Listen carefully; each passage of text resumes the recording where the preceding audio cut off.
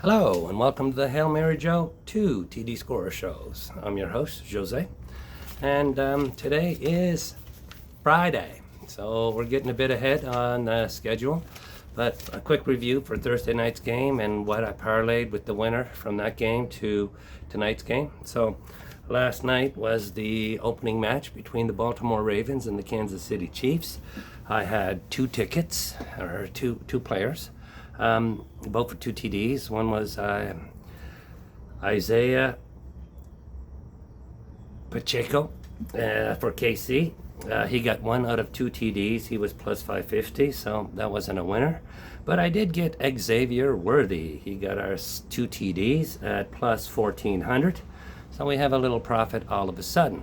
Not only that, the two players that I have for tonight's game between Green Bay and Philadelphia are Josh Jacobs at plus 500 and Romeo Doubs for two TDs at plus 1800, along with the combo of Worthy and Jacobs and Worthy and Doubs. So if we can get at least two touchdowns out of Jacobs and or Doubs, we've got ourselves a winner, let alone if they get two each. But that's just counting the chickens before they hatch, so let's stop that.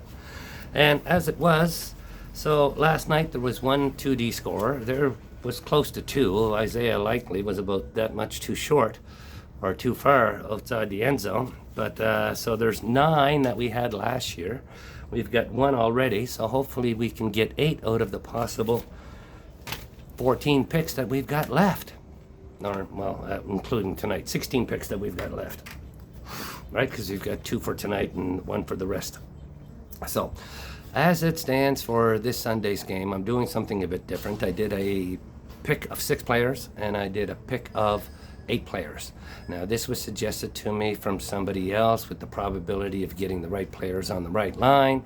So he said, why don't you spend a little bit more and do it? And I said, listen, I'll gladly give it a try, and then we'll see how it goes. It could be successful, it may not. At the end of the day, I'm willing to try anything to make some money. So I did take the 6 players. Now, I did pick the 1s and the 2s, okay, and so there were 6 at 1s and 15 by 2, so I've got 21 bets for a total of 1050, and then there's 23s on the 6. Now, I did take that at 25 cents, so, you know, I spent a little bit of money, but I spent $5. So, anyways, here's where we go. For the players, are you ready? We've got ticket number 1, okay? I have Carolina, New Orleans, Alvin Kamara, 2 touchdowns for plus 750. Lowest odds in the game. He's also the best running back in the game, and I do believe that New Orleans, I mean, they're both not great teams, but New Orleans should have the better team, along with the better quarterback, and the dual threat of Alvin Kamara could very well change this whole game, you know. Then on the next one, I have a new player on a new team with a lot to prove, and that's Minnesota to the New York Giants, and that's going to be Aaron Jones at plus 850 for 2 touchdowns. Now, whenever Aaron Jones was with Green Bay, he was never plus 850 for 2 touchdowns, so that's just a number. Just the value's just too big. Got to take it. I'm running, right? And like I said, he's on a new team, so he's got a lot to prove, you know, or he just wants to rub it into Green Bay saying, hey, you know. So the next game I have is Pittsburgh-Atlanta with Kyle Pitts for Atlanta at plus 1800. Okay, he's the 4th-year tight end. It's boom or bust this year for him, but he has the best QB that he have ever had in his career, so I suspect there should be great potential for Pitts this year and this week, you know. So that's it there. Then on the next game, I have Tennessee and Chicago. I have Rome Odunze for Chicago at plus 2200. Okay, he's the rookie QB. You know, DJ Moore, yeah, still number 1. You know, and Allens or Williams, whoever they got there from the Chargers. Yeah, he's off an injury, so I'm just not sure. And I think the 2 rookies, the connection could be something special. You know, it's always good because they spend more time than with the old fellas sometimes. You know, so I'm going with Rome Odunze at plus 2200. The next player I have is on the Denver-Seattle game, JSN. Jackson Smith Ninjaba, okay, for Seattle at plus 1800. Okay, JSN is really the wide receiver too, or he will be by the end of the year, that's for sure. He's going to take over Lockett like he did at the last couple of weeks of the year. It was Metcalf, then JSN, then Lockett. I think that's the way it's going to be this year, which is going to improve his target share, his looks, and give us a better opportunity than what he had at the beginning of the year compared to what he had at the end of the year. So, JSN at plus 1800 is the 5th player on this ticket. Now, my last player on this ticket is going to be the LVR against the LAC. So the Raiders against the Chargers, and it's going to be a new player on a new team that has done it before. And at the end of the day, I'm not quite sure who LAC has throwing. I know who's throwing the ball. I just don't know who's going to be able to be a relatively good catcher. I got to wait and see. You know, with Williams and Allen gone now, it's up for grabs. And the rookies that they had and stuff from the last couple of years, the picks, I wasn't too overly impressed with them, and some of them have already phased out, in my opinion. So I'm going with Will Disley for LA Chargers at plus 2,800. Disley has done it. He's always been a red zone threat when he was with Seattle. Last team that he was with, I think, was Tennessee, and he didn't do so much there and so forth. But, you know, that was a QB problem, you know. So I think he's got a great QB now, and hopefully he'll be able to get us that. So I'm going to move on to ticket number 2. Okay, and on this one I have 8 players. Okay, so I have Trey McBride, Arizona Buffalo at plus 1,400. Okay, there's going to be 2 great tight ends in this game. There's going to be Kincaid and McBride, and I like McBride. He's rated it a little bit better, and I think that the rapport that they have going in from last year to this year is going to be good. I don't know who's catching the ball on Buffalo's end other than Kincaid and Josh Allen running it in. So if you shut down Kincaid, you know, is it going to be Debo? I'm not sure. Is it going to be Shakif? I'm not sure. It might be. It might not be. Anyways, we'll have to wait and see. And so I'm going to go with Arizona because I do think that Arizona could be a little bit of a surprise this year, and they could be into some games, especially if they start scoring well. The next game I have is Houston, Indiana, and I'm going with Tank Dell. Houston at plus 2,500. Yeah, I believe he's the wide receiver 2, not the wide receiver 3, even though Stephon Diggs came in there. I think Stephon Diggs has lost a step, and it's just not getting as open or not. And the speed that Tank Dell, you can't take it away. It's predominant, and he wins by it. So I wouldn't be surprised if he gets at least one good shot every quarter. And next thing you know, he's had 2 catches for 85 yards and 2 touchdowns, and we're winners already. Bingo, just like that.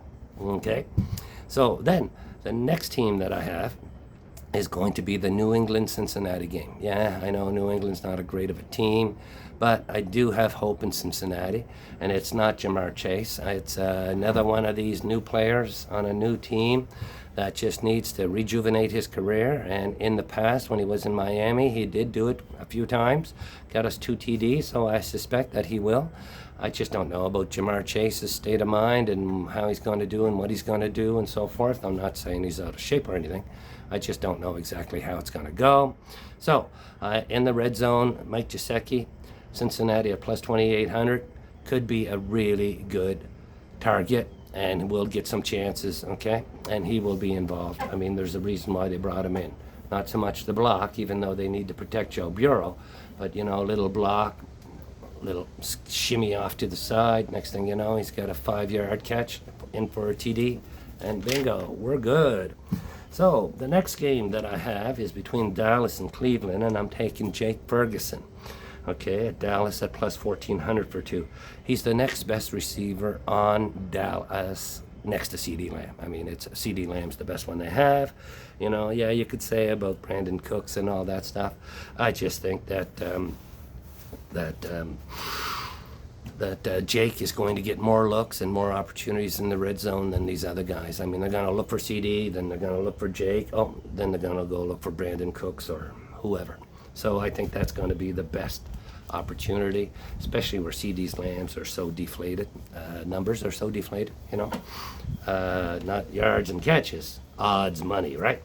So, anyways, we have that. And then I've got LA Rams and Detroit Lions. I have Jameis Winston at plus 2,200 for 2 touchdowns. He has been really improving. I've been reading Camp Talk, and they say that he's doing so much better. He expects to continue and grow from what he did in the last 4 or 5 weeks of last year. And the rapport between him and Goff has been improving so that he will be more involved. And, you know, at the end of the day, when teams can let's say shut down, or maybe not shut down, but just when they're in the red zone, you know, put all the pressure on Amon St. Brown and Laporta, that's going to open up Williams, Gibbs, or Montgomery, you know. But I do like the fact that Jameson Williams will be involved and will have a better year for it, right? So I have that. Then another one that I have is the Washington Tampa Bay game. Yeah, two not great teams, but it's Terry McLaurin for Washington, 2 touchdowns for plus 1,800. This is the best QB that he's ever had in his career.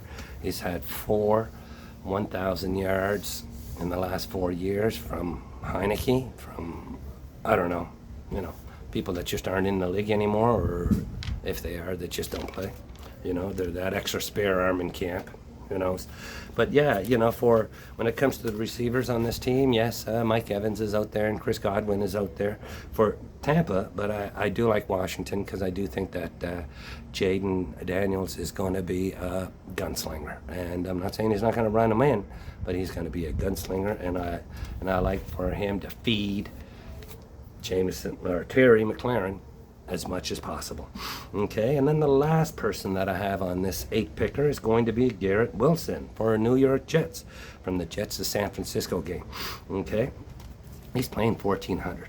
Okay, it's the best quarterback that he's ever had. They're out to prove a point after Aaron Rodgers' injury last year. So trust me, between him and Breece Hall and Garrett Wilson, they're going to be top 10, if not top 5 in their running back and receiving stats by the end of the year. I wouldn't be surprised. I mean, this team has high potential, and I mean, they're the 2 best players on the team, you know, except for maybe the 40-year-old quarterback. But, you know, other than that, I think that they'll have great opportunities, you know, because he can stretch the field, he can run from the slot, outside, inside, everywhere. So he will have that opportunity.